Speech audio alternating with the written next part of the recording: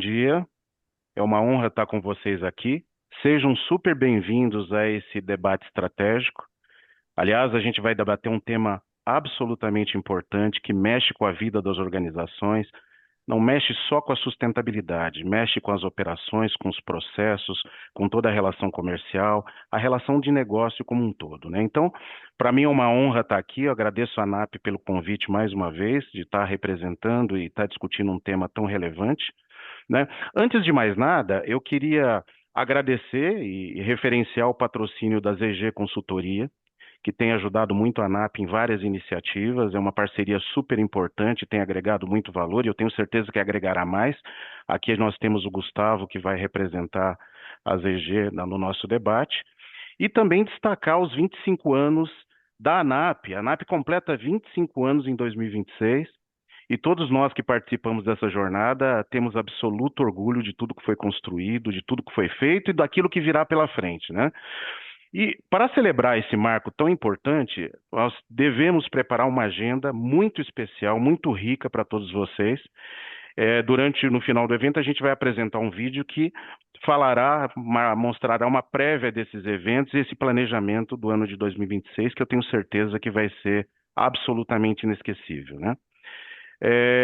Iniciando, só para introduzir o assunto, como eu disse, nós vamos discutir um tema crítico, absolutamente urgente para a sustentabilidade das instituições. Como eu disse, não é a sustentabilidade financeira apenas, é a sustentabilidade operacional também, viabilidade comercial dos hospitais brasileiros, né? Eu incluo todos os hospitais nessa discussão e nessa jornada. Redução de glosas, aceleração dos recebimentos e reconstrução dessa relação entre hospitais e operadoras, e não excluindo os demais agentes do setor, é uma pauta absolutamente importante, né? Então, nós tivemos o cuidado de escolher aqui um grupo seleto de pessoas, não são só técnicos do setor, mas são pessoas que militam nessa causa, que debatem essa causa e que, sobretudo, querem influenciar, ajudar na influência nessa agenda tão importante, né? Então, nós teremos aqui, como eu disse, participando o Gustavo Campos, que é Head Comercial da ZG Soluções, a Renata Salvador Grande, que é vice-presidente comercial e de marketing do Grupo Mater Dei, da rede Mater Dei, Tereza Gutierrez, que é sócia da Machado Nunes Advogados, e a Beatriz também, que é sócia da Machado Nunes Advogados, e a Machado Nunes apoia muito as nossas iniciativas, tanto através da ANAP como diretamente dos nossos hospitais, né? Acredito tenho certeza que vai ser um debate muito rico, não só pela qualidade dos debatedores, eu sou entusiasta de todos eles, acho que fazem um trabalho fantástico para o setor, e não é um trabalho só para as instituições que defendem, mas um trabalho setorial, e entendo que a gente vai construir a partir de agora uma agenda e começar a influenciar o setor na construção de uma agenda que, digo, não é só uma agenda de relacionamento, é uma agenda de união, de conjugação de esforços, de alinhamento, de estabelecimento de confianças e boas relações com o setor, tá? Então, antes de mais nada, eu queria convidar os nossos palestrantes a se apresentar rapidamente, a falar um pouco da sua trajetória para que a gente comece os debates. Bom dia, começar por aqui. Obrigada, Carlos. Eu queria, né, além de me apresentar, estou hoje como vice-presidente comercial e marketing da rede Mater Dei. Queria já falar um pouco, né, sobre esse tema que é tão relevante, como você trouxe, e quero também parabenizar a ANAP, né, por essa iniciativa de colocar esse tema na agenda. Falar de glosa e fluxo de pagamento não é confortável, mas é extremamente necessário, né? Obrigada mais uma vez aí pelo convite e pela oportunidade de estar aqui representando a Rede Mater Dei com vocês para um debate extremamente qualificado sobre um tema que realmente impacta diretamente a sustentabilidade do nosso sistema. Quando a gente fala, né, de glosa e fluxo de pagamento, a conversa ela quase sempre vai direto para o processo, para o sistema, para a regra e para a tecnologia. E eu não tenho a menor dúvida de que isso é muito importante, acho que a gente avançou muito nesses pontos nos últimos anos, mas se mesmo com mais maturidade operacional, esse ainda continua sendo um problema estrutural, é porque ele ainda não é só operacional, né? Ele não é só operacional, não pode ser tratado só como um problema operacional. Na minha visão, ele é um problema de modelo de relação. E hoje os hospitais e as operadoras elas vivem sob pressão legítima, né, mas pressões diferentes. De um lado, a necessidade de uma previsibilidade, controle de custo, eficiência, e do outro, a lida ali, né, com aumento de complexidade assistencial, uma pressão nas margens e a necessidade de investir continuamente ali em qualidade e inovação. E quando esses interesses, né, eles não estão bem alinhados no desenho do contrato, dessa relação e da governança, a glosa ela acaba virando um sintoma, né, desse desalinhamento e não apenas uma falha de um processo. Não tenho a menor dúvida de que a gente tem avançado cada vez mais em tecnologia, né? A gente tem aí o ZG para trazer um pouco para a gente, né? Quais são as possibilidades que hoje a gente pode utilizar. A gente tem mais automação, mais inteligência de dados, mais auditoria concorrente, mais rastreabilidade, né? Mas a tecnologia sozinha, na minha opinião, ela não vai corrigir o modelo de incentivo que ainda é muito reativo. E se o desenho da relação não muda, a tecnologia ela só torna o conflito mais rápido, né? Mais escalado e às vezes mais sofisticado. Outro ponto, na minha visão, que na prática pesa muito e aparece pouco no debate, é o custo sistêmico dessa ineficiência. Né? Existe um volume gigantesco de tempo clínico e administrativo que vem sendo consumido cada vez mais em retrabalho, em contestação, né, na parte toda de reconciliação, nas negociações recorrentes e até mesmo ali nas judicializações. E esse custo ele é real para os dois lados e no fim ele vai impactar a experiência do nosso paciente e uma incapacidade cada vez maior de investirmos, né, no sistema. E talvez o maior risco, né, seja a normalização desse atrito, como se fosse parte natural do jogo, né, da relação.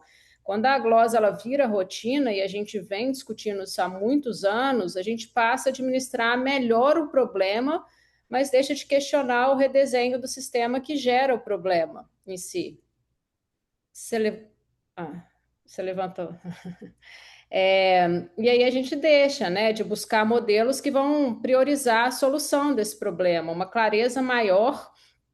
E por isso a gente precisa falar, né, em como reduzir essa glosa, em como melhorar o fluxo de pagamento, e isso vai, né, muito além de uma discussão focada ali realmente só no processo. E a discussão ela gira muito em torno de que tipo de relação hospital-operador a gente quer construir para os próximos anos, né? A gente vai querer seguir numa relação de disputa recorrente ou caminhar para uma corresponsabilidade real pelos resultados ali assistenciais e pela sustentabilidade financeira. Se a resposta, né, for corresponsabilidade, as estratégias elas vão passar por três eixos muito práticos. Contratos mais objetivos e aderentes ali às práticas assistenciais, um mecanismo de governança conjunta para resolver conflito, né, antes que ele vire a glosa, e, obviamente, a tecnologia, né, usada como um instrumento super importante de transparência, de previsibilidade e não de assimetria de poder. Eu espero, né, que a conversa de hoje nos ajude a sair um pouco ali do nível operacional e a encarar esse tema como ele realmente é, um desafio de modelo, de incentivo e de maturidade mesmo relacional. Se a gente não redesenhar essa relação, a gente vai seguir ficando cada vez mais eficiente, né, em administrar conflito em vez de fato reduzir o conflito na origem. Então, estou super animada para a conversa hoje. Obrigada a todos, né, que estão aqui com a gente e é um prazer, como eu disse, estar aqui mais uma vez. Obrigada. Obrigado, Renata. Obrigada. Muito prudente, muito importante a sua fala inicial.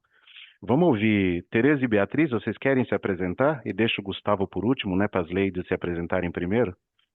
Eu sou aqui do Machado Nunes, né? A gente presta assessoria jurídica para a ANAP há anos, né? E como a Renata falou, esse tema da glosa, né? Ele é um problema do setor e, na verdade, o que a gente vê aqui é que ele vem se agravando ao longo do tempo. Então, ainda que a gente tenha incentivos para novos modelos e coisa desse tipo, certamente, e aí, né? É interessante porque lá no manual de rede credenciada que a ANAP elaborou, ele fala assim, se o problema fosse só jurídico, uma boa assessoria jurídica resolveria a questão, né? Então, acho que o que a gente vê hoje é uma maturidade maior dos hospitais, efetivamente, do ponto de vista operacional, né? Então, a gente identifica isso, mas isso não deixa de continuar sendo um problema nesse relacionamento do dia a dia. E, no fim, todo mundo tem que estar aqui, né? E vou deixar esse gancho aqui para passar a palavra para Beatriz para viabilizar a melhor assistência à saúde para o paciente, considerando o melhor custo-benefício, né, em relação àquele atendimento clínico que tem que ser ofertado, né? Será que a gente está conseguindo fazer isso, né? A gente está de fato, porque a gente está aqui para isso, a operadora está aqui para isso, a ANS existe para isso também, né? Os hospitais, acho que isso sem dúvida, né, é o que move os hospitais. E tem questões jurídicas envolvendo, né? Mas se o problema fosse só jurídico, certamente um ótimo escritório, um ótimo advogado seria suficiente para a gente desenrolar essa questão, né? Beatriz, vou deixar aí a palavra com você agora. Bom dia a todos, é um prazer estar aqui com vários palestrantes maravilhosos também, é um prazer. Eu sou a Beatriz, sou advogada do time de Life Science Healthcare do Escritório Machado Nunes, junto com a Tereza, sócia da área. Bom, falar de glosa, né, é um tema muito complexo. Juridicamente, eu acho que a gente sempre, quando a gente debate, né, e traz o esclarecimento para os clientes, principalmente, a gente reforça. A glosa, ela é um instrumento né, um instrumento legítimo, né? Então, uma forma de eu suspender, né, o pagamento para fazer uma discussão das divergências reais, né? A gente tem glosas administrativas, temos glosas de natureza também técnica, né? Mas o que não pode ocorrer é uma utilização indevida dessas motivações, né? Então, o mercado de saúde suplementar, a gente tem uma Agência Nacional de Saúde Suplementar, a ANS, ela tem a competência para regular essa relação. Então, a própria Lei 9656 já fala que ela é a competente para dispor sobre as regras de contratualização, né? Esse relacionamento prestador e operadora que é essencial, como a Teresa comentou, para a entrega da assistência à saúde.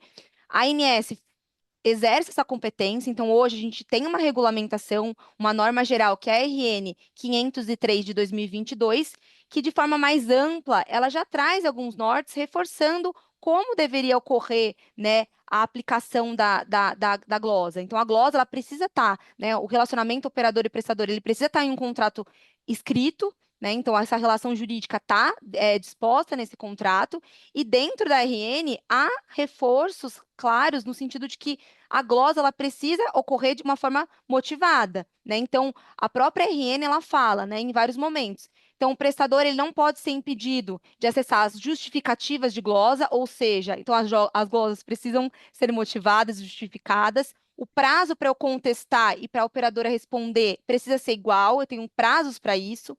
A INSS reforça que eu preciso ter um prazo para a operadora pagar em caso de revogação, né?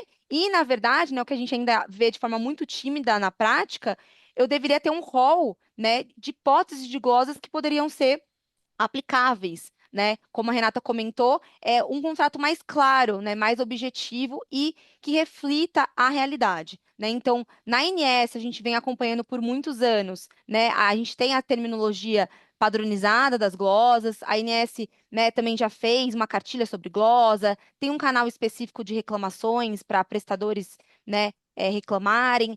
Recentemente, a ANS também divulgou o painel de indicadores de glosa, mas na prática, infelizmente, né, há um alto uso indevido, né? E é aqui, né, eu acho que é muito importante esse fórum para a gente debater quais mecanismos, o que a gente pode fazer para aprimorar, né? Como a Teresa comentou, juridicamente há ainda muitos aspectos, né, de melhoria da regulamentação, mas realmente a gente vai debater aqui em relação à postura, né, dos atores, né? Então, realmente a INS tem essas disposições, ainda tem muito aprimoramento que a gente vai debater isso hoje, né? E realmente esse aumento, esse uso indevido realmente viola não só as disposições contratuais, como a boa-fé contratual e o equilíbrio contratual. Então, assim, é um tema muito complicado, né, mas que a gente precisa debater sempre, né? Então, eu acho que esse né, o recado inicial em relação juridicamente que a gente sempre reforça, né? O problema não é jurídico, a glosa é um instrumento legítimo, mas o problema está na prática,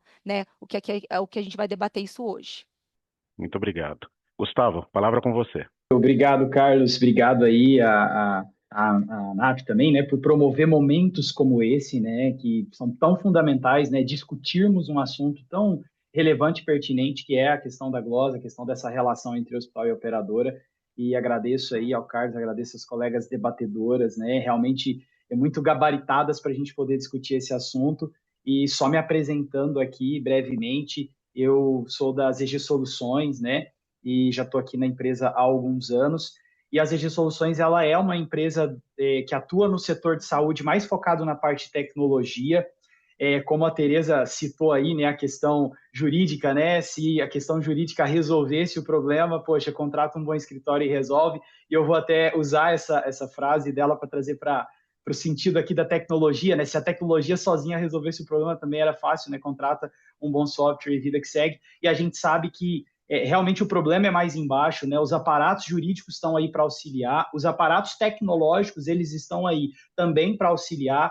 É necessário sim que a gente olhe para o processo operacional, busque as revisões necessárias. É necessário que a gente encare a glosa, né, como sendo de fato um sintoma, como a Renata muito bem pontuou. Né? Ela é um sintoma de um problema que está acontecendo, de algo que precisa ser tratado na sua causa raiz. E se a gente não olha isso de maneira mais aprofundada, se a gente não vai para a causa raiz, a gente não vai conseguir superar.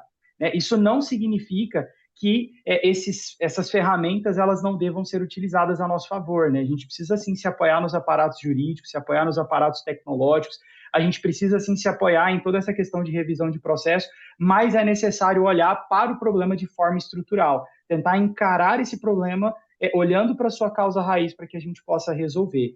Né? E falando aqui um pouquinho, né, da ZG para trazer até um pouco mais de clareza para quem está assistindo a gente, na ZG a gente acredita muito nessa questão de olharmos para a causa raiz. Né? Tudo bem que hoje as nossas soluções elas apoiam muito mais as instituições nos seus processos operacionais, né? E a gente tem cases que, de repente, daqui a pouco a gente pode até citar aqui para vocês terem uma visibilidade. Né?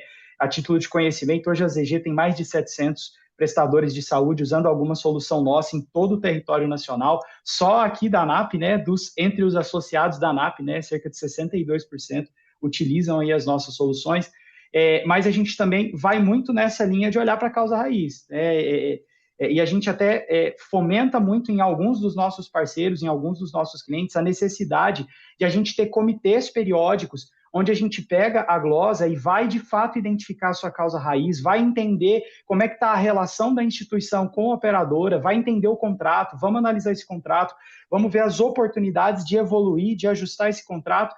E um ponto que eu acho que é importante deixar claro, muito do problema de glosa, ele ainda é interno da instituição. A gente sabe que, beleza, grande parte ela está na relação entre instituição e operadora, mas muito da glosa que existe hoje, ela ainda é por questões internas. E se, num primeiro momento, a gente tem as instituições olhando para dentro de casa e conseguindo, estabelecendo comitês, estabelecendo rotinas periódicas de análise dessas informações, de identificação de problemas e correção desses problemas, usando da tecnologia para apoiar nesse processo, usando de outros aparatos também para apoiar nesse processo, a gente já consegue eliminar uma parte dos problemas causadores da glosa e a outra parte que resta, aí realmente vai exigir essa mudança estrutural, né, que já foi citada aqui para alguns de vocês, esse olhar um pouco mais estratégico para essa relação entre hospital e operadora. Então, acho que só para deixar esse ponto aqui como introdução para a fala, e sei que teremos um excelente debate aqui, espero que quem está nos assistindo consiga aproveitar bastante tudo que a gente vai falar e que essa agenda realmente ganhe aí muita voz, né, nos próximos meses e anos. Obrigado, pessoal. Super obrigado, viu, Gustavo? Ótimo tua fala também. Pessoal, antes da gente começar o nosso debate, eu queria só fazer passar para vocês uma lembrança. A gente precisa, para obter o certificado, é entrar em todas as jornadas do mês, todos as atividades que nós vamos ter no mês da ANAP, tá? Então isso é importante para aqueles que buscam também um certificado de participação dos nossos eventos, e é importante fazer essa lembrança para todos vocês, né? Bom, vamos começar. Estou aqui ávido e aquecido para a gente começar. Adorei a introdução de todos vocês. Mas eu queria, antes, fazer uma introdução muito rápida, pessoal. Queria a atenção de todos para dizer o seguinte, né? O momento que a gente vive, e a Renata explorou isso na fala dela, é absolutamente alarmante, né? A gente tem um volume entre 5% e 10% de glosas, dependendo da instituição, sobre o faturamento total. Isso é nefasto, né? Se a gente for analisar, o impacto que isso gera sobre as organizações é absolutamente relevante, e isso impacta em todo o ciclo, em toda a cadeia das organizações. A ANAP fez uma pesquisa nesse último ciclo, que estima mais ou menos em 8 bilhões de impacto. Então a gente não está falando de pouco recurso, a gente está falando de um recurso absolutamente relevante para a sustentabilidade das organizações e para os planos estratégicos futuros, né? A Renata também explorou um pouco isso, né? Não é uma questão só de relacionamento comercial, como muitas entidades erram com isso. É comum, e eu vivo esse setor há algum tempo, a gente ouvir dos médicos: não, isso é problema comercial, né? Isso é problema lá do comercial que não se relaciona bem. Não, isso é um problema institucional na relação estabelecida entre agentes setoriais, né?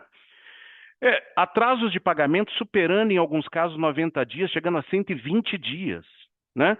Então, o que está acontecendo? A gente tem uma crise de confiança, de relacionamento e uma desconexão entre os principais agentes, né? O que gera todo esse caos. E aí a gente não avança em novos modelos, a gente não avança em políticas ganha-ganha. O comercial sozinho não tem como fazer esse tipo de processo internamente, ele precisa de toda a coesão da organização. Do outro lado, a gente tem o governo. Então a gente não vê diretrizes de modernização nos dispositivos da ANS, até do próprio Ministério, para sustentar o sistema. Não o mundo das operadoras. Eu sempre digo, não tem só bandido, temos bandidos e mocinhos, tem gente muito bem intencionada, pessoal, a gente precisa lembrar disso, e às vezes os nossos parceiros de outras áreas confundem isso, e então a gente precisa avançar nessa barreira e nesses dispositivos, olhando a saúde como um todo, saúde pública e privada, né? Do lado de cá, dos hospitais, dificuldades de reinvestimento, modernização do parque, pagamento, sustentação do quadro de colaboradores e outros problemas. E entre nós, que ninguém nos ouça, né? Nós temos muita gente aqui no grupo, mas eu sempre brinco, né, que ninguém nos ouça, uma desconexão entre as principais lideranças, né? As principais lideranças do setor precisam entrar em coesão para estabelecer um discurso ganha-ganha, construtivo, com as fontes pagadoras e absolutamente estratégico olhando no futuro. Então, todos vocês, os nossos debatedores, exploraram isso, né? Então, eu acho que tudo isso gera uma ansiedade muito grande em todos nós, no sentido de como a gente enfrenta essa agenda de forma estratégica e perenizada, olhando o longo prazo. E como que a gente, aí sim, né, Renata, investe nos novos modelos de pagamento, nos novos modelos de relacionamento, em políticas ganha-ganha, traz o corpo clínico para o debate, traz suprimentos para o debate, porque uma área de suprimentos que só faz compra, hoje não se sustenta dentro dos grandes hospitais. A agenda é uma agenda de suprimentos estratégico, tem cobertura, tem uma série de questões envolvidas, né? Então não precisamos de compradores mais, nós precisamos de executivos de compras e suprimentos estratégicos. Enfim, então tudo isso traz essa inquietação.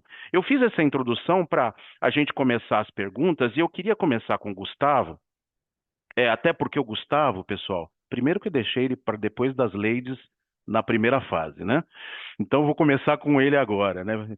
E também porque o Gustavo representa não só um apoio para o setor, através de práticas, processos e metodologias, mas também uma visão externa, junto com a Tereza e com a Beatriz.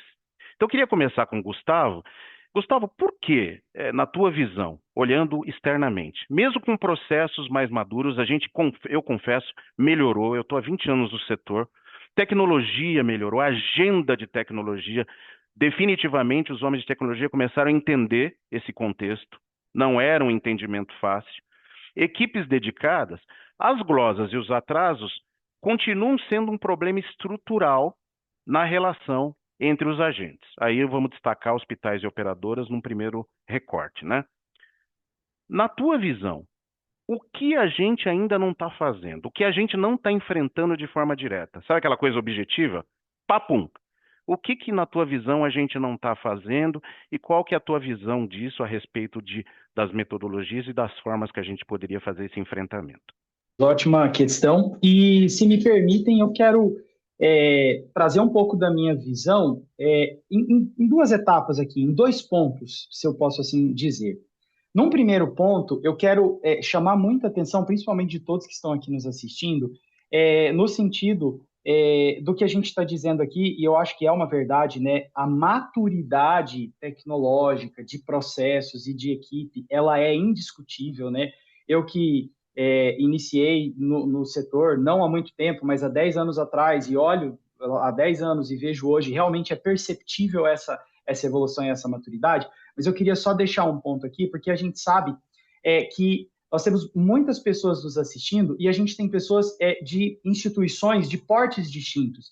E a gente sabe que tem muitas instituições que realmente alcançaram esse nível de maturidade bacana ao longo dos anos, e ainda assim o problema continua porque é necessário uma mudança estrutural, mas tem muita instituição que talvez ainda não alcançou esse nível, que talvez ainda sofre com problemas relacionados a processos, relacionados à falta de engajamento de equipe, e talvez até a falta de uso de tecnologias para apoiar. Então, eu acho que um primeiro ponto que é importante a gente deixar claro é que talvez para algumas instituições ainda haja espaço para essa evolução dentro de casa, para essa evolução interna. Eu acho que esse é um primeiro ponto importante. E aí o segundo ponto, aí sim entrando, né? Poxa, a gente sabe que muitas instituições já conseguiram avançar, como foi bem pontuado, e aí, por que esse problema ele persiste? E dentro da nossa visão, né, desse olhar de fora, de quem está vendo de fora e olhando para várias instituições, olhando para várias instituições que atuam nesse segmento, de fato a gente precisa de uma ação estrutural na causa raiz. E a causa raiz hoje, dentro do nosso entendimento, passa pela questão contratual, negociação, comercial. E eu não estou falando isso no sentido de que a causa raiz é o comercial, porque eu acho que você foi cirúrgico, o Carlos Marçal, quando trouxe, né, a visão de que você precisa da instituição, né, é uma relação institucional, não é o comercial indo sentar com a operadora para tentar um modelo diferente, para tentar uma negociação diferente, para chegar do outro lado. Não, isso precisa de uma ação institucional, precisa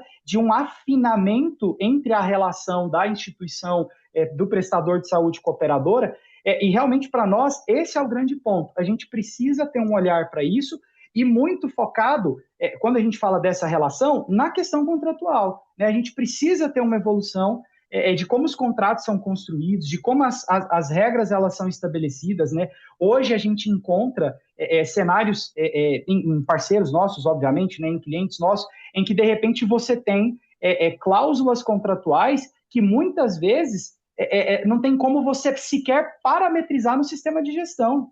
Sequer é possível parametrizar aquela regra dentro do RIS. Agora você imagina, se eu tenho um acordo que eu defino com a operadora, que eu não consigo nem parametrizar no meu sistema de gestão, como é que eu vou conseguir fazer esse processo fluir adequadamente? Né? Fora situações em que algumas regras elas acabam ficando na subjetividade das partes e aí fica à mercê da interpretação do ser humano que está ali lendo aquele contrato e tendo que aplicar aquela definição, né, dentro do seu processo.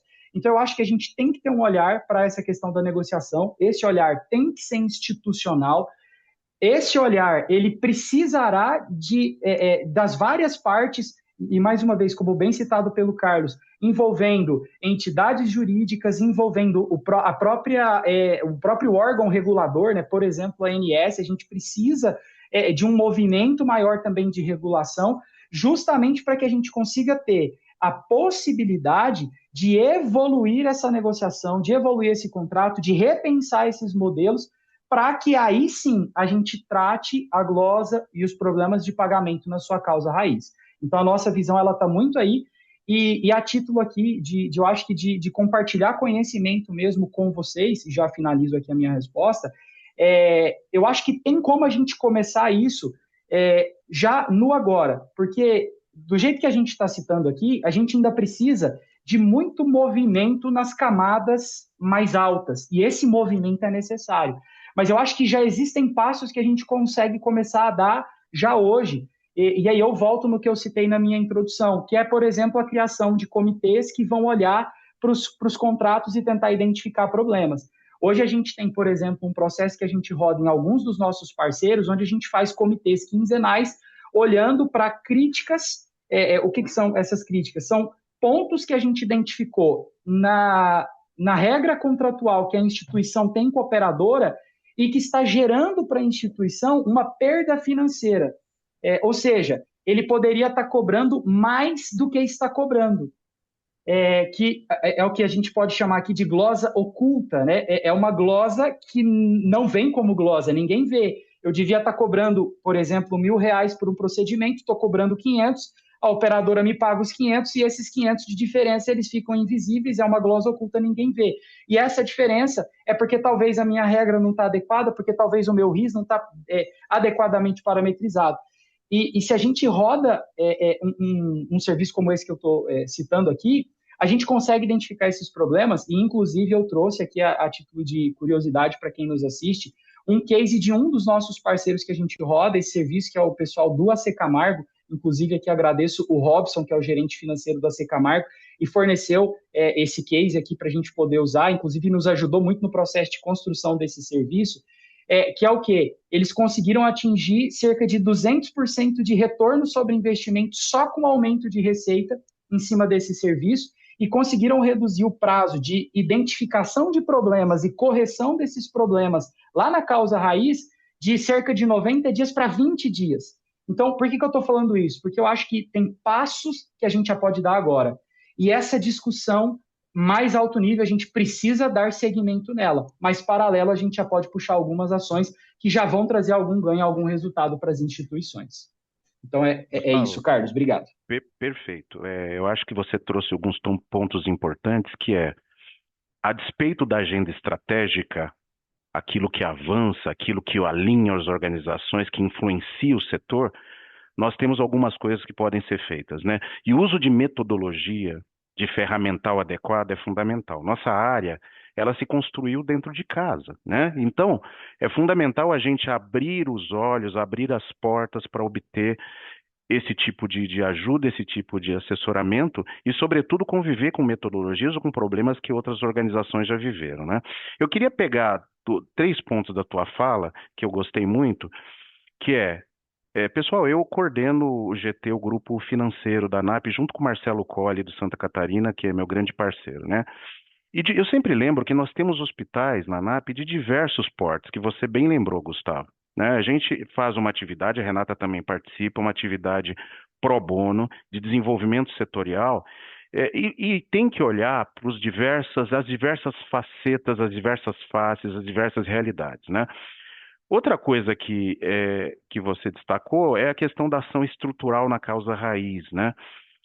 Gente, a gente precisa fugir do discurso do dia a dia. Vocês devem participar, e eu já participei de inúmeras reuniões para debater esse assunto, e a gente fica sempre nas mesmas conversas, sempre nos mesmos problemas.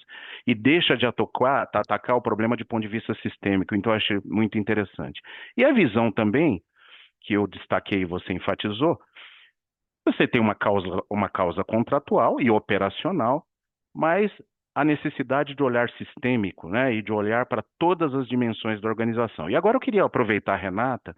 Renata tem uma vasta experiência nessa agenda de relacionamento e de gestão de toda a agenda comercial, Renata, na tua visão, apoiando um pouco naquilo que o Gustavo colocou, eu queria ouvir sua opinião sobre as estratégias para redução de glosas, né? Porque o que que a gente tenta normalmente?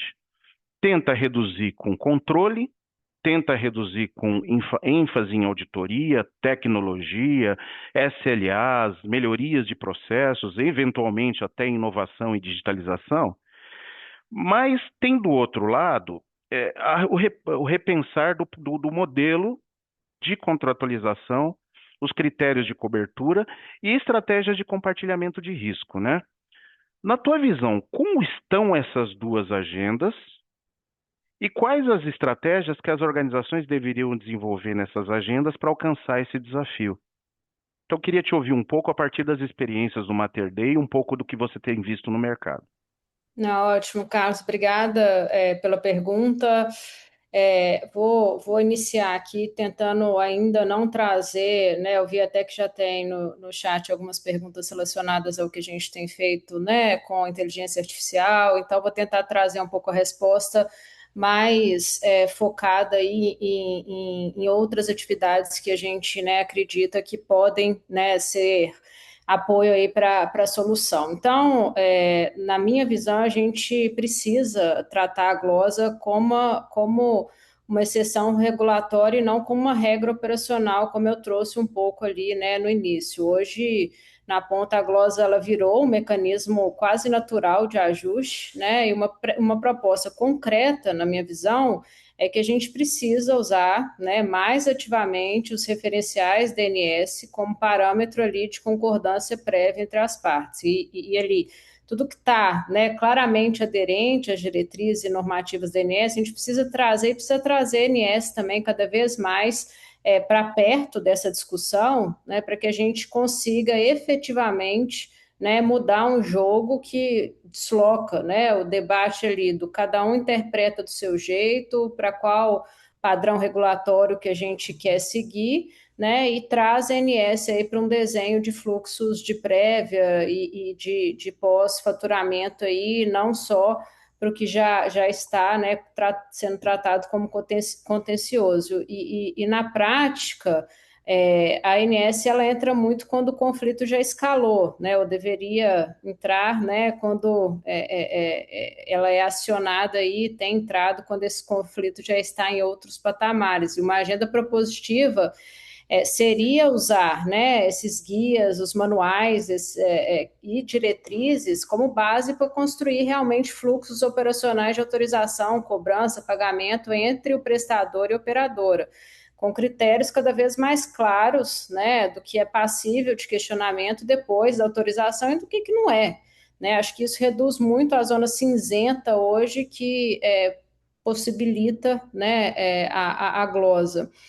E um terceiro ponto, né, a gente precisa, né, eu sei que a ANAP faz um trabalho grande relacionado a isso, que é institucionalizar cada vez mais as métricas regulatórias da glosa, né? Hoje a gente mede glosa como indicador interno do hospital, né?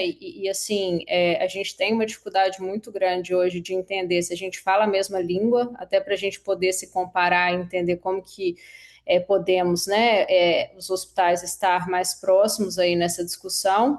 E a gente precisa trabalhar com indicadores que sejam realmente padronizados de glosa, alinhado, né, a essa tipologia regulatória que seja DNS, permitindo que essa comparabilidade e o benchmarking seja possível, né? E quando esse indicador ele é padronizado, ele vai deixar de ser só uma ferramenta de cobrança bilateral e ele vai ser um instrumento efetivo ali de melhoria de processo e de conformidade regulatória.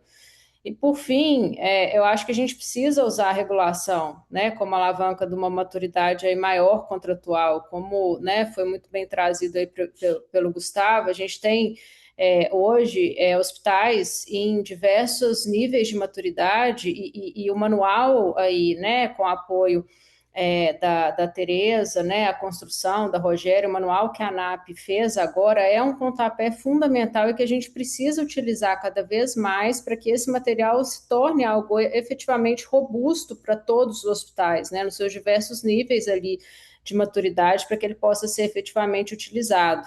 De novo, né, acho que a ANS precisa de ter um papel, né, cada vez mais forte, presente aí, porque muda o eixo da discussão, né? Ela sai do campo ali da negociação, caso a caso, e ela vai para um campo da aderência a um padrão regulatório conhecido, previsível e aceito ali pelas partes. Isso não vai eliminar o conflito, mas vai reduzir, na minha visão, drasticamente o espaço para a glosa por interpretação e transforma a discussão ali em um ajuste de fluxo, não em uma disputa recorrente, né? Se a gente conseguir deslocar a parte relevante aí da glosa para o campo da conformidade regulatória e não da disputa contratual, eu acredito muito que o nível de conflito ele vai cair, o tempo de resolução vai encurtar e o fluxo financeiro com certeza vai ficar mais previsível aí para o sistema como um todo. Obrigado, Renata, obrigado. Ótima reflexão, né? Destacando, né? Vou começar do fim. A institucionalização das métricas, eu acho que fundamental. De fato, as múltiplas interpretações, elas dificultam muito.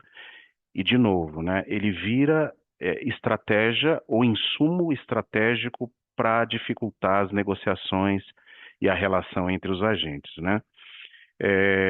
E eu acho muito importante o que você falou, que é trazer o agente regulador para a discussão e para uma visão mais holística do setor, né? Desafiá-lo na visão mais holística, na visão da sustentação, da sustentabilidade setorial, no que diz respeito não só à parte financeira, mas à operação, né? Sempre falo, nós temos 52 milhões, 53 milhões de vidas aí sendo atendidas, e o fato dessas pessoas não terem um acesso adequado também gera pressão no sistema único, né? A gente conviveu com isso e, obviamente, isso daí hoje é uma realidade, a gente não tem como sair disso. A atuação dos hospitais privados e dos demais hospitais é fundamental para a sustentabilidade do setor de saúde no Brasil, né? Então, obrigado pela tua fala. Aproveitando a questão das métricas, e você falou do manual de contratualização, Renata, eu queria ouvir da Tereza e da Beatriz. A Machado Nunes já é uma parceira importantíssima no setor, apoia a ANAP há muitos anos, eu acompanhei toda essa escalada, né? E com isso desenvolveu um conhecimento, uma visão a respeito dos problemas setoriais e das dificuldades que a gente enfrenta, uma visão extraordinária, né? Então eu queria aproveitar essa visão e ouvir das duas, né? A respeito do manual de controlização que foi lançado no ano passado, né? Na prática, para vocês, o que já mudou nas relações contratuais, o que ainda depende de decisão política, o que depende de governança ou mudança de comportamento, né? E eu faço essa pergunta porque a gente está falando muito de glosa aqui e vocês sabem que a glosa é um evento. Eventualmente nós temos que discutir desconto, não necessariamente a glosa. Em função da dificuldade de alinhamento entre as partes, há uma pressão por solicitações de desconto também. E outros eventos que acontecem na relação diária entre hospitais e operadoras, ou seja, travas nos prazos de autorização, prazos máximos de internação ou regras de conversão e outros aspectos que dificultam a relação. Então, Tereza e Beatriz, como é que vocês veem isso a respeito da contratualização e esse avanço que a gente está começando a viver a partir de agora? Eu acho que assim, desde o ano passado para esse ano, a gente não teve mudança nenhuma, né? A gente teve uma consulta pública, acho que em 2018, né? Foi antes da pandemia, um pouco antes da pandemia, né, Beatriz? Que a ANS fez um movimento, 2018, 19, por aí, que a gente participou ativamente, tinha ali algumas previsões, né, para alterar a norma que regula a relação entre operadora e hospital, né? É, não vejo assim um movimento institucional da ANS de tratar disso de forma mais consistente, né? Não, a gente não está na agenda regulatória da ANS essa questão, né? Então ali tinham dispositivos, por exemplo, que falavam, ó, e que são reconhecidos. Então, assim, tem coisas assim, por exemplo, glosar procedimento previamente autorizado, né? Na consulta pública, tinha um dispositivo na consulta pública falando, operadora, se você aprovou o procedimento previamente, você não vai poder closar depois. E se você vai para o judiciário, o judiciário é favorável. Só que operador, que hospital que vai levar essa questão para o judiciário e perder o contrato com a operadora? Então, na verdade, fica sempre nesse campo de debate de forças, né? O que a gente está discutindo aqui é, bom, eu vou correr o risco. E aí a gente fala, ah, eu tenho 30% do meu faturamento depende daquela operadora. Quem que vai bater de frente? Né? Que prestador de serviço em qualquer lugar, né, em qualquer setor da economia, vai pegar, ah, eu tenho razão. Então, se eu levar para o judiciário, eu vou conseguir reaver todos os procedimentos que foram autorizados previamente e glosados. Mas que hospital que tem 30% do faturamento, dependendo daquela operadora, vai entrar nesse embate, né? E aí a gente entra numa questão comercial também, né? E no passado, eu vou deixar um pouco a Beatriz falar dos procedimentos de reclamação, né, do prestador na ANS, mas a gente tinha uma atuação mais ativa da ANS em relação a esse tipo de questão, né? E ao longo dos anos, né, Bê, eu vou deixar você complementar aí, teve uma mudança da ANS em relação a demandas, né? Isso está no manual, né? Como o prestador entra na ANS para fazer reclamação em relação ao contrato de rede credenciada, né? E ao longo dos anos a ANS foi mudando de postura em relação a isso. Bê, você pode Claro, complementar? perfeito. Como o Carlos comentou perfeitamente também, não é só glosa, né? Então, o manual, né, que a ENAP elaborou é muito relevante, é bem claro, é robusto, mas bem objetivo e claro. Ele aprofunda diversos aspectos, não só da glosa, mas todo esse relacionamento com a operadora. Como a Teresa falou, na prática, né, a gente tem o relato de aumento cada vez maior de glosa. Aqui no chat, eu tô só vendo os comentários, né? Trava, como o Carlos comentou, a continuidade de glosas indevidas. Então, assim, o relato é só de aumento e a ANAP vai levantando os dados, né, tenta, né, sempre atualizar a agência nesse sentido para reforçar. O aumento é claro, né? E em relação à contratualização, né, a gente tem um cenário em que os contratos são um contrato minuta padrão, né, que com pouca espaço de negociação, né, e que são firmados. E como a Teresa comentou, a Inés, ao longo do tempo, houve um movimento de tentar revisar a principal norma de contratualização, não teve, né, finalização e êxito, ou então hoje, essa de 2022, na verdade, é uma consolidação por conta, né, do cumprimento legal, né, para consolidar. Então, a gente não teve um aprimoramento dessas regras, e a Inés tem à disposição um espaço para fazer reclamações.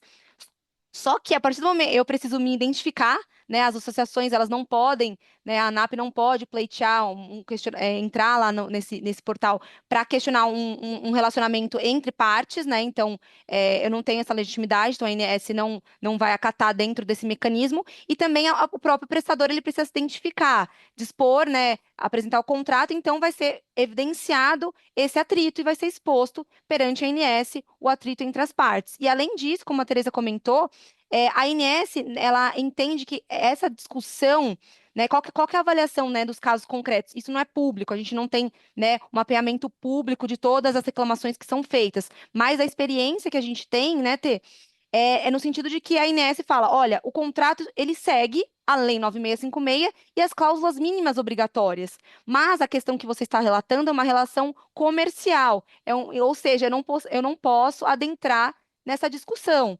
E aí entra todo o debate que a gente está fazendo aqui. Dentro da legislação, ela tem a competência legal para regular a relação prestadores e operadoras, né, Tê? Então, assim, fica muito complicado. Então, até, atualmente, a gente tem esse posicionamento da agência que ela não vai adentrar, né, nesses aspectos comerciais. Ela só vai fazer né, um depara. Olha, o contrato tem as cláusulas, mas o problema é a prática, né? É a prática, a realidade dos prestadores, né? Eu acho que é isso, Perfeito, Tê. perfeito, Beatriz, perfeito. Estava agora relembrando, né, um pouco do início, lá em 2005, a gente estava começando ainda, a gente tinha recebido a diretriz do TIS, né, da implantação do TIS, da transferência eletrônica, e a dificuldade dos hospitais com sistemas, né, com processos para poder adequar, foi uma jornada muito complexa, mas naquele momento eu lembro que as câmaras setoriais contavam com presença maciça dos hospitais, os hospitais participavam, debatiam aspectos regulatórios, depois a gente perdeu um pouco o protagonismo nesse processo, né? Eu digo protagonismo estruturado, né? Vocês destacaram bem a questão desse embate, né, de forças. Eu lembrava agora, eu vou falar para a Renata, que a Renata acho que vai gostar de ouvir isso.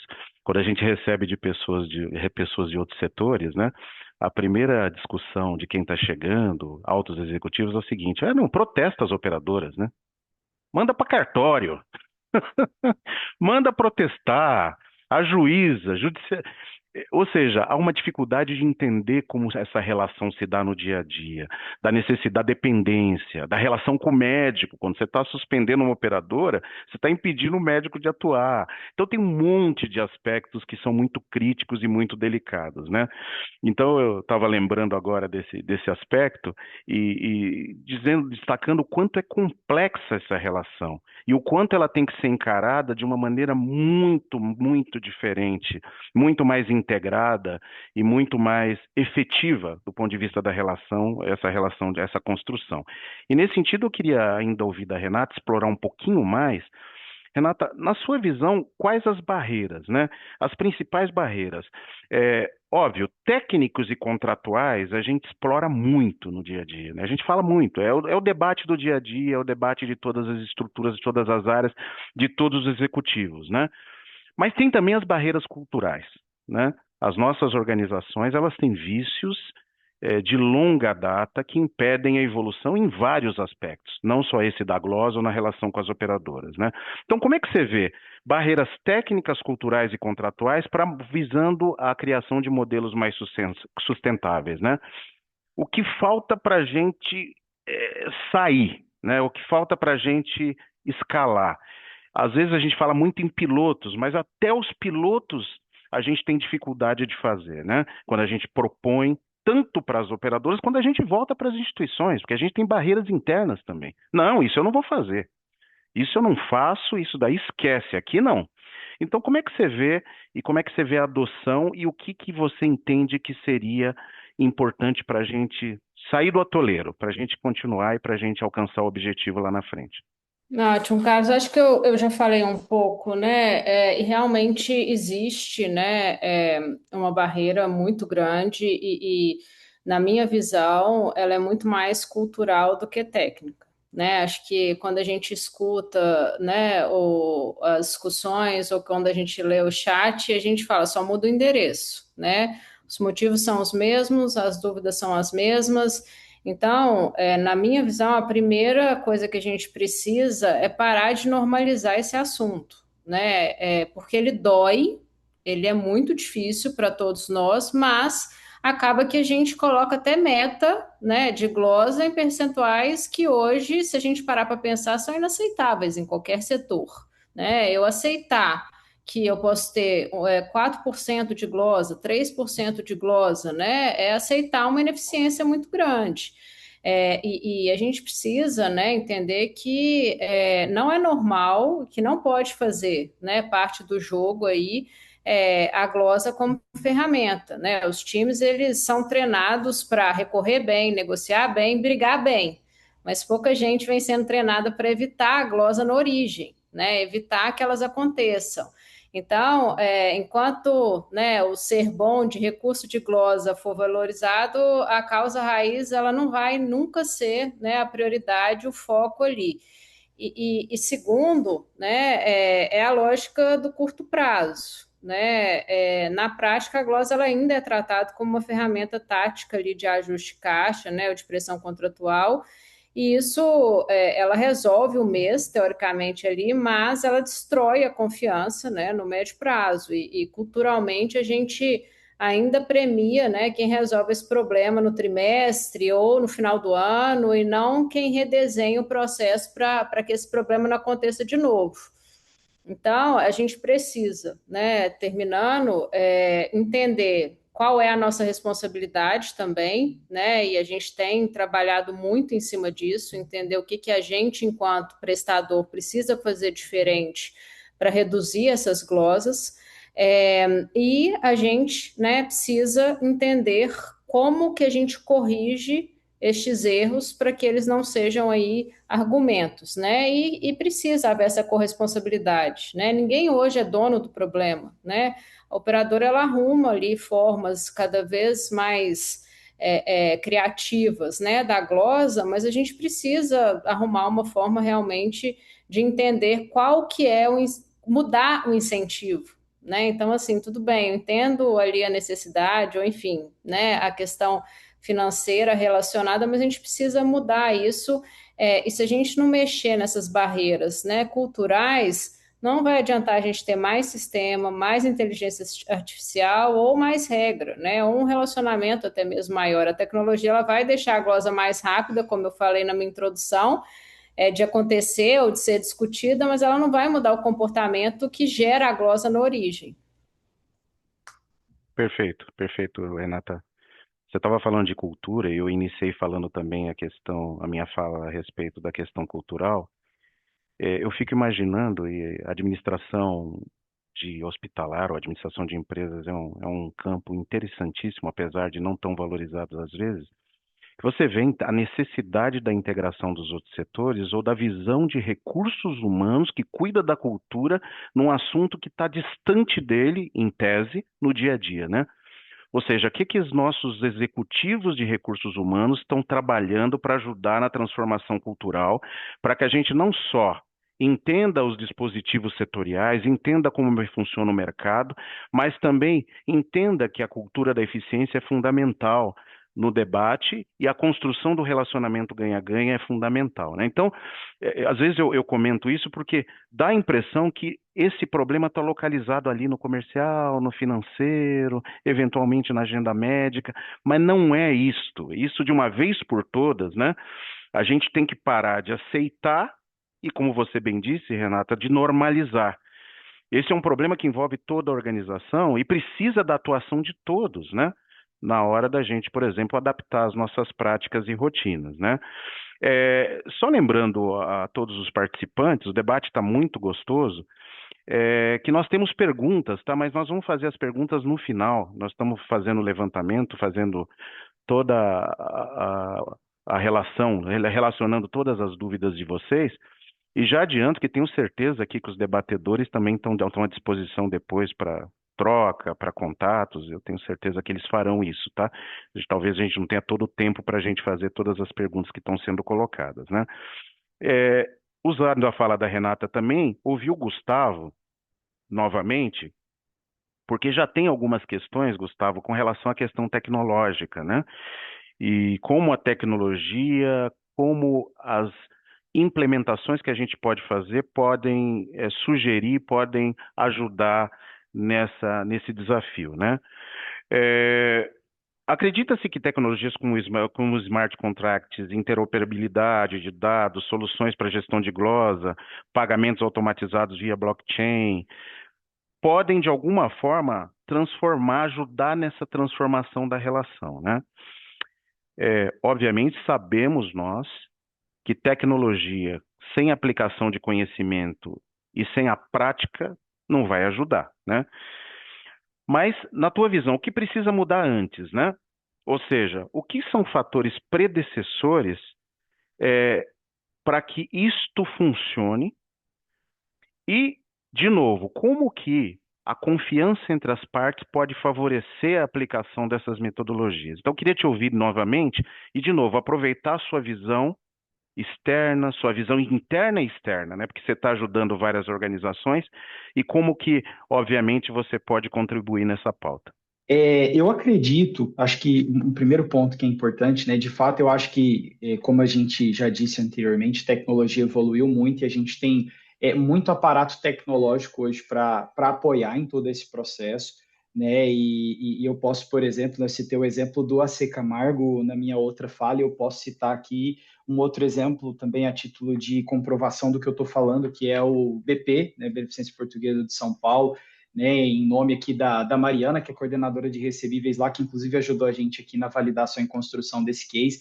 É uma instituição que também está conosco, usam algumas das nossas soluções, e eles conseguiram, usando, né, de aparatos tecnológicos para gestão de glosa, por exemplo, para fazer gestão financeira, enfim, para um controle mais de ponta a ponta, né, reduzia o seu tempo de análise de glosa em 68% em alguns casos que eles identificaram, conseguiram uma redução de glosa final também, né, no período de cerca de 5 anos, né, sistemicamente apurado em mais de 70% de redução, né, fora que também com o apoio da tecnologia conseguiram dobrar o volume de glosas recuperadas junto às operadoras. Então, estou citando esses exemplos mais para validar isso que você citou, né, Carlos, de que realmente a gente tem aparatos tecnológicos que auxiliam em todo esse processo, né? A gente tem, por exemplo, clientes nossos que atingiram, em média, cerca de 46 dias de prazo médio de recebimento junto às operadoras, que a gente sabe que é outro grande desafio, né? O prazo que você demora para conseguir receber das operadoras. Eu sei que tem cenários, até vi aqui no chat, né, que leva mais de 180 dias para receber. Então, o aparato tecnológico ele vem para ajudar nisso também, e como eu disse, a gente tem case aí de cerca de 46 dias de média de recebimento.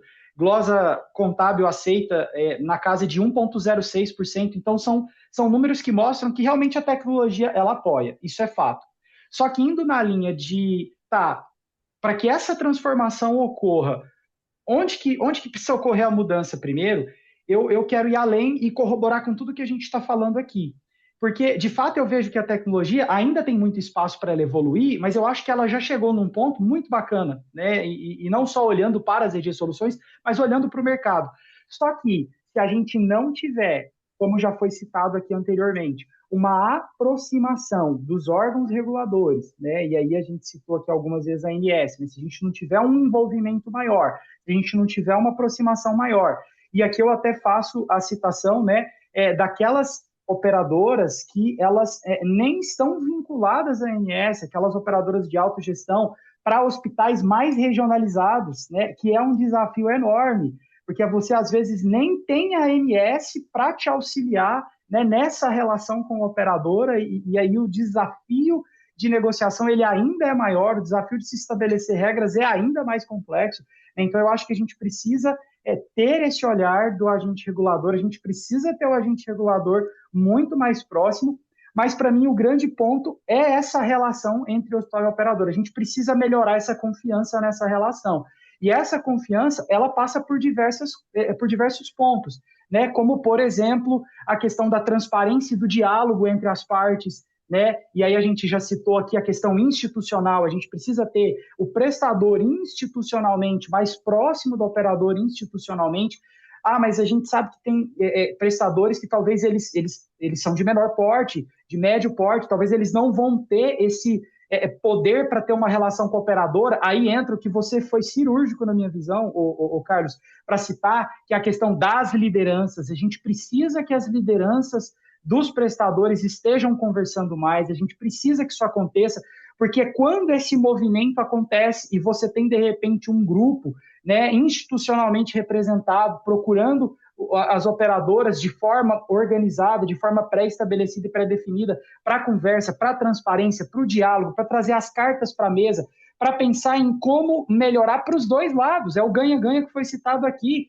Para o hospital ganhar, mas para a operadora ganhar, e o principal, para o paciente, o beneficiário, no final das contas, ganhar também, ter um melhor atendimento, etc. e tal. Então, acho que essa relação ela precisa evoluir, ela passa pela transparência e pelo diálogo. A transparência e o diálogo aqui também cabe até a questão dos dados, né? Entra na questão das informações, né? O hospital que vai negociar com a operadora que vem para também aqui fazer negociação com a instituição, com o prestador de saúde, o quanto os dados que estão sendo utilizados para pautar a discussão são confiáveis, o quanto os dados pautados ali na mesa, eles de fato estão traduzindo a realidade.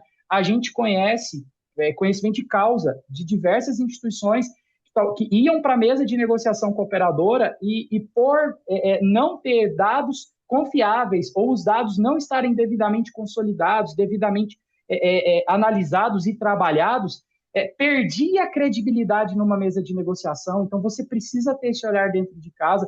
E mais uma vez, né, a gente, dentro da nossa experiência, a gente conseguiu ajudar muitas instituições a estruturar melhor esses dados para ir para uma mesa de negociação, para sentar com a operadora, para discutir de maneira mais inteligente e conseguir chegar do outro lado, fortalecendo essa relação de confiança. Então, eu acredito que essa transformação ela exige muito dos órgãos reguladores e tem que pensar em algo relacionado a essas operadoras, por exemplo, que não são vinculadas aos órgãos reguladores. A gente precisa ter um olhar para isso e a gente precisa ter esse olhar na questão da transparência, do diálogo e dos dados estruturados para refinar essa relação, né, entre prestador e operadora, que são os principais atores que a gente está discutindo aqui, tá, Carlos? Ah, perfeito. Eu sempre falo, Gustavo, que nós precisamos dar mais um passo no advocacy, né? Numa influência estruturada aos órgãos, e eu estou falando de Brasília também, eu estou falando do Senado, estou falando da Câmara, eu estou falando de, você vê, a gente tem as outras bancadas na Câmara, né? Bancada da bala, bancada do agro, bancada evangélica, enfim, a gente tem bancadas óbvio, né? Com todos os problemas que a gente já sabe, a gente não vai citar aqui, mas que a gente precisa ter uma representação mais forte, né? Liderança, que você tocou também. Eu sou muito crítico. Eu acho que a gente tem defendido as nossas instituições, mas não tem defendido uma agenda setorial, sabe? Uma agenda que facilita o caminho das outras instituições, que ajuda os nossos parceiros, os nossos pares. O setor precisa estar forte de uma forma conjunta, né? E sair da falácia do paciente no centro do cuidado, né? Que no fim das contas, gente, vocês sabem, né? Acaba sendo uma falácia, porque o paciente é o mais prejudicado nessa relação, né? Obviamente que médicos também, instituições, mas o paciente se vê às vezes numa condição absolutamente e fica perdido no meio dessa confusão e dessa relação extremamente complexa, né? Tereza, eu queria ouvir você e a Beatriz também agora. Uma última pergunta.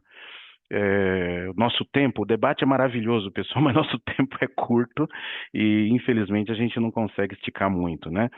Na ausência do consenso, né, para evoluir nos modelos de remuneração, né?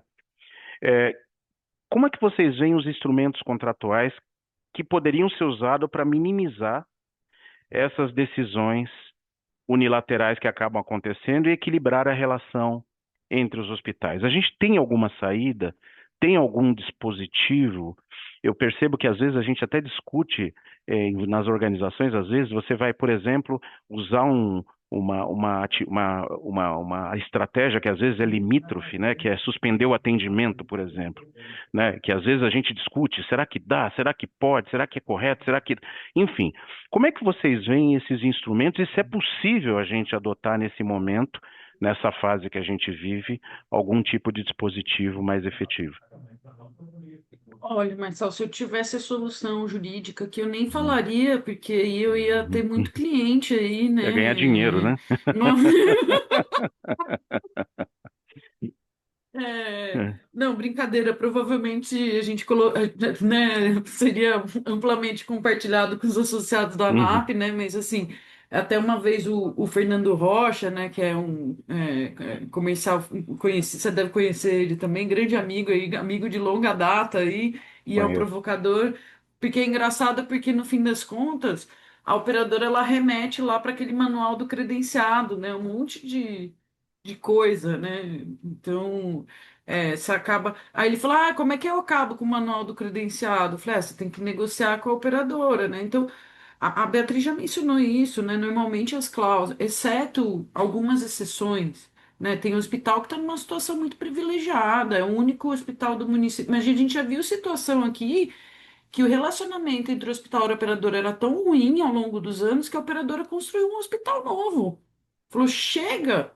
Chega, não aguento mais, assim, chegou no meu limite, porque a gente está falando de um relacionamento entre pessoas jurídicas, mas a pessoa jurídica, a gente está falando de um relacionamento entre pessoas, né?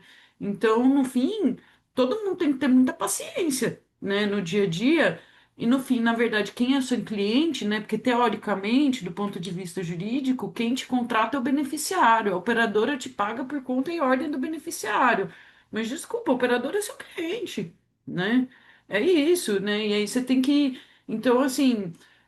Tem no próprio manual da ANAP que a equipe da ANAP disponibilizou, tem aqui, na questão de glosa, por exemplo, coloque que procedimento autorizado não pode ser glosado. Poxa, seria uma solução jurídica, sim, ótima, né? Mas na prática, né, Beatriz? A gente tem que, não pode se alongar, mas o CFM, não sei se vocês, né, acompanharam, trouxe uma discussão lá, né, do ponto de vista ético, é vedado, né, no âmbito da auditoria, eu glosar procedimentos previamente autorizados e executados, né? Então, fica no ar também essa questão do CFM na auditoria, né? É, Perfeito. e aí é aquela regulamentação, é uma briga também, né, Beatriz, institucional entre o CFM e a ANS há anos, né? Tanto a questão de auditoria propriamente dita, né, Beatriz, quanto em relação à junta médica também, né? Em que situações, cada um regula de uma forma, né? E fica todo mundo ali no meio do caminho, né? Em relação a isso, mas assim, o melhor é essa aproximação institucional entre hospital e operadora, na tentativa principalmente, né, além de tudo que a Renata e o Gustavo falaram, né, então a gente vê, muitos casos chegam aqui que, assim, efetivamente o hospital não está fazendo recurso de glosa de forma correta, né, e você fica. Aí, então, esse amadurecimento, ele é pressuposto, né, então, não vejo, assim, saída diferente dessa, né, e essa aproximação institucional para você tentar, pelo menos naquele relacionamento entre aquele hospital e aquela operadora, você tentar mudar uma cultura de desconfiança institucional, porque na verdade o grande problema é esse, né? A cultura construída ao longo dos anos entre prestador e operadora é de desconfiança. E aí é que, sendo muito transparente, tem um problema dos dois lados, né? Quem que não tem defeito nessa vida, né? Não existe, né? É, só Deus mesmo, né, que não tem. Então, fazer também, ter esse autoconhecimento institucional é significativo, né? E aí o manual ele é muito claro em relação a isso, né? São pessoas que estão ali. Então, essas negociações, né? É difícil, mas vai lá, né? Eu falo, peraí, deixa eu trocar o saco de paciência aqui, pegar um vazio, né? Para continuar de forma, né? Educada, polida e honesta, né? Nesse dia a dia. E um fluxo, de registro dessas conversas é extremamente relevante, né? Acho que isso foi uma coisa. A Renata, ela, quando a gente estava tratando o manual, ela foi muito, né, consistente em relação a isso, né? Ó, esse fluxo, conversei, faz uma ata, registra por e-mail, vai mandando e vai fazendo follow-up e vai cobrando. E é isso, assim, tem que ser persistente. Eu concordo plenamente com a Renata que a gente tem que tentar olhar o assunto de outra forma. Mas é uma mudança, porque assim, qualquer outro setor que você explica que existe glosa, o pessoal não acredita. É impressionante. Você fala, não, eu faturo, mas aí depois o cara fala que não vai pagar. Eles falam, ai, tudo bem? Não, é assim, né? E, e- mas mudar a cultura é muito difícil, né? Vamos ser honestos aqui, né? Perfeito. Depende de um movimento assim. É difícil mudar a cultura, né? E é um problema cultural, né? Perfeito. Você quer complementar, Beatriz? Não, acho que a recomendação, acho que a Teresa falou perfeitamente, o Gustavo e a Renata também, é sempre no sentido de formalizar, né, e ter, como o Gustavo comentou, né, eu acho que a relação jurídico-comercial, quando a gente debate esses casos, como a gente pode auxiliá-los juridicamente, é realmente ter uma apresentação detalhada, fundamentada, ter esses processos mapeados para a gente, na hora das reuniões presenciais ou online, nessas tentativas de negociação, a gente ter de uma forma clara e detalhada em relação à exposição do qual o cenário que a gente está inserido, né? A adoção de comunicação escrita, formalizada, arquivada. Então, a depender do caso concreto, né, ter, porque é um descumprimento contratual. Então, a gente tem a notificação extrajudicial como instrumento, a depender do caso, protesto, como o Carlos comentou. Às vezes, alguns cenários, né, é sugerido, né? Alguns casos a gente consegue adequar e fazer uma confissão de dívida, mas realmente é muito sensível esse dia a dia. Mas a recomendação é sempre, né, formalizar por escrito e se preparar, né, em relação às apresentações detalhadas, mas claro que o desfecho é o que todo mundo está comentando no chat, é bem complexo, mas essa é a recomendação do ponto de vista jurídico, né? Eu brincava agora, Beatriz, com relação ao protesto, porque, como você e a Tereza deram esse exemplo, quando a gente recebe, e não só aqui na instituição, profissionais de outros setores, a primeira colocação, argumentação é o seguinte: não, vocês têm que protestar. Pessoal que vem da indústria, né? Não, protesta.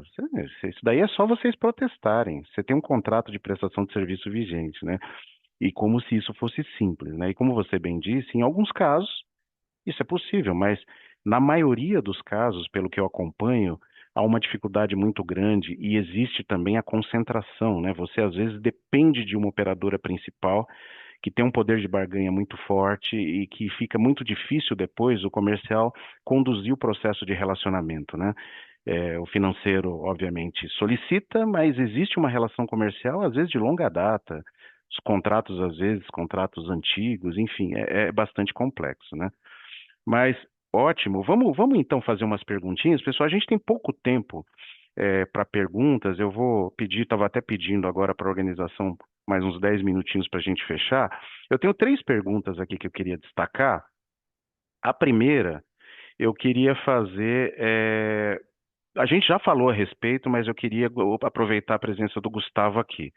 Gustavo, a pergunta da Luciane, ela diz o seguinte: as instituições deveriam fazer mais uso de ferramentas de IA seguras para apoiar as decisões dos times de cadastro e reduzir perdas financeiras nas instituições. Como é que você vê isso? A aplicação de inteligência artificial. Excelente pergunta, e eu concordo com a fala dela. Eu acho que as instituições elas precisam sim usar mais do aparato tecnológico para apoiar nesse processo. E eu acho que a pergunta que ela traz até casa um pouco com um dos cases que eu citei, né? Citei aqui o case lá da C Camargo e tal.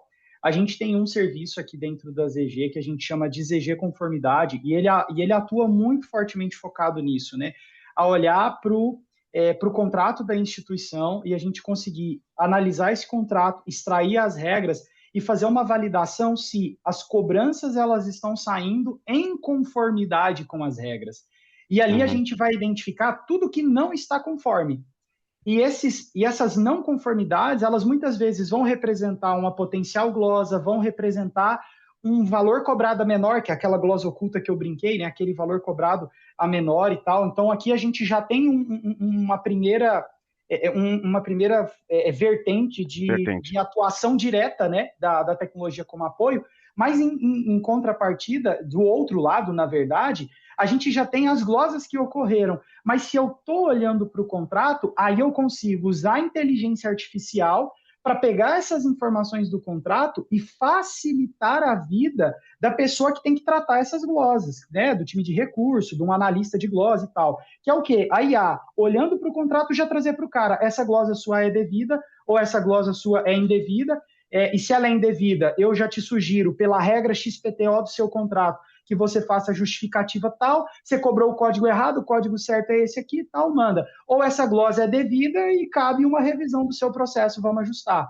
Né? Então, eu acho que a tecnologia está aí para auxiliar, inclusive a ZG tem, né, soluções para as duas pontas, e inclusive fica aí, né, quem quiser trocar ideia comigo depois, só chamar que a gente apresenta com mais detalhes.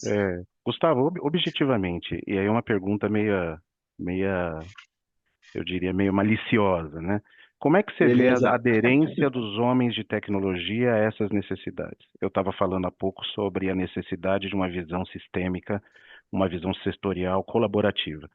Como é que nas suas andanças com as organizações, como é que está a sensibilização dos homens de tecnologia e a canalização de investimentos? Estou falando de tecnologia e inovação, né? E a canalização de investimentos para desenvolvimento dessas soluções, para melhorar esses processos. Perfeito. Eu acho que a gente ainda tem muito espaço para evoluir nesse sentido, Carlos. Eu acho que os homens de tecnologia das instituições, né, dos prestadores homens e mulheres, de geral, né? Sim. As pessoas, né? As pessoas que fazem a frente aí, né, de tecnologia dos prestadores, eu acho que, em sua grande maioria, têm entendido a necessidade da área de negócio, vamos assim colocar, têm entendido a necessidade, têm entendido a dor, têm feito movimentos, mas, historicamente, a gente tem desafios, né? Quando fala disso, talvez, e aqui é muito talvez mesmo, por um sentimento de, poxa, eu sou a pessoa de tecnologia da instituição, então trazendo uma empresa de fora para resolver um problema que eu, que sou o cara de tecnologia, devia resolver. E não precisa disso, né? As empresas externas, os fornecedores externos, e aí colocando a ZG como um desses, nós não estamos aqui para tirar de cena a atuação das pessoas de TI das instituições. Muito pelo contrário, a gente está aqui para somar forças com eles, porque a gente sabe que são tantos desafios dentro da instituição que precisa do apoio de TI, que se eles ainda tiverem que preocupar em sanar problemas de cada área, de cada setor, com inteligência artificial, com automação, com RPAs, enfim, foram citadas outras tecnologias, o desafio é imenso e é quase impossível se chegar num resultado final. E aí entram empresas como a ZG e outras que existem no mercado justamente para somar força. Então, acho que é necessário que essas pessoas elas realmente enxerguem esses fornecedores como parceiros e a gente consiga abraçar junto a causa para ajudar o negócio a superar os desafios que existem hoje. Ah, perfeito, perfeito. Eu acho que a gente tem espaço para mais uma pergunta, porque o tempo tá curto agora. Eu queria aproveitar ainda a presença da Renata aqui. Tem uma pergunta, Renata, da Geiciane, que ela dirige diretamente a você. Ela diz o seguinte: considerando os casos em que a operadora autoriza e previamente o procedimento, e após a realização realiza a glosa sob a justificativa de que nem tudo que foi autorizado poderia ser utilizado, condicionando a viabilidade, a validade da autorização e a avaliação posterior do auditor médico, o que na prática invalida o ato médico, o que na prática, né, invalida o ato médico, quais estratégias você entende que o hospital e o que você desenvolve no Mater Dei podem adotar para mitigar esses riscos? Obrigada pela pergunta. O que a gente tem feito, né? E aí eu já entro também numa outra resposta. Assim, te responder objetivamente essa pergunta é muito difícil, né? Porque se contratualmente está autorizado e depois a operadora nega, né? Algo que não deveria acontecer, como a gente já discutiu bastante aqui, mas infelizmente acontece. O que a gente tem feito hoje dentro da rede Mater Dei que tem sido positivo? A gente sabe, né, que esse sistema do ciclo da receita ele é extremamente fragmentado, então a gente tem diversas áreas ali, né, cada uma preocupada com um pedaço. Então, o que a gente fez foi trazer a tecnologia para nos apoiar na construção e para a gente olhar para o processo antes que ele vire glosa. Né? Então, hoje a gente tem, né, mapeado 12 agentes, né? É um trabalho que a gente vem desenvolvendo aí junto com a 3Data e com a AWS, né, com a Amazon, onde a gente mapeou os 12 agentes e esses agentes, eles funcionam ali como literalmente um agente para executar um trabalho que é extremamente manual, trabalho que é extremamente moroso, né, para o humano fazer, mas que ele traz uma assertividade muito maior para aquele ciclo. Então, hoje a gente tem um agente de parametrização. Então, a agente ele confere toda a parametrização de acordo com os contratos que foram né, negociados. Tem um agente de contratos. Então, no agente de contrato, ele roda o contrato e, além de entender se aquele contrato está em acordo com o que foi negociado, ele tem uma inteligência de acordo com os demais contratos já assinados para propor mudanças, né, para as negociações posteriores, e hoje a gente está rodando também o agente de elegibilidade, autorização e orçamento. Então, esse agente, ele pega todos os processos e aí, principalmente as contas hoje que não têm OPME, que são contas que têm um giro mais rápido e têm um volume muito alto, a gente joga para o agente fazer essa elegibilidade, essa autorização, orçamento e já, né, startar esse processo, e a gente deixa o humano com as contas mais complexas que ainda exigem, né, uma inteligência maior até de utilização e ali uma governança com o corpo clínico para ver se aquilo efetivamente pode ser utilizado ou não, e o agente faz o que é mais automático, entre aspas. Então, a gente tem a previsão dos 12, né, acabando ali na conciliação, no recurso, no recebimento, então ele acaba no final mesmo do ciclo, mas a gente optou por começar no início para a gente focar no antes do problema acontecer. e não, né, depois que ele já aconteceu. Então, a gente vem fazendo, como eu trouxe na minha fala também anteriormente, a gente vem fazendo o nosso trabalho para que ele fique impecável, entre aspas, né, para que a discussão ela realmente seja mais objetiva ali quando a gente sentar na mesa com as operadoras. Espero Obrigado, ter te Renata. respondido. É difícil responder objetivamente, mas eu espero ter respondido. Não, Renata, vai ser um ciclo de eventos, tá? Então fica tranquila, a gente vai falar um monte ainda sobre esse assunto. Mas, Renata, eu sei que você precisa sair, eu queria super te agradecer a presença, foi muito bom. Você traz a experiência na prática e a vivência da relação comercial e como você recebe de fora as necessidades internas que precisam ser adaptadas internamente nas organizações. Queria te agradecer super, eu sei que você precisa sair, e queria que você mandasse um abraço a todos aí do Mater Dei, toda a turma, todos os colegas aí que são fantásticos, tá? Obrigado pela tua presença. Eu que agradeço, gente. Desculpa, mas realmente eu tinha um outro compromisso com pessoas aqui me aguardando, mas foi um prazer estar aqui. Muito obrigada pela discussão. E acho que a gente tem muito insumo aí para a gente trabalhar objetivamente para mudar esse cenário que nos incomoda tanto. Obrigada, viu? Um Obri- abraço e bom dia para todos. Obrigado, viu, Renata? Pessoal, só para a gente finalizar, eu acho que de tudo que eu anotei aqui, eu anotei bastante coisa a respeito, muito que vocês debateram, os nossos debatedores contribuíram muito, as perguntas, as colocações aqui do chat que foram feitas, eu acho que muito ricas aqui, eu queria agradecer a todo mundo que participou no chat.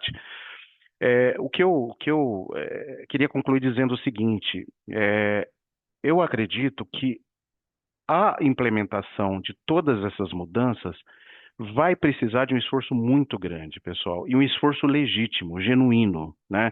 Eu sempre digo que as organizações, elas precisam sair da prática, da fala, e partir para uma prática mais efetiva, para a organização das atividades, para a definição de responsáveis, tempos e movimentos de tudo, né?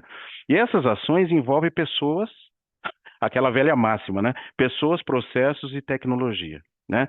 Mas um quarto componente que é a liderança estratégica.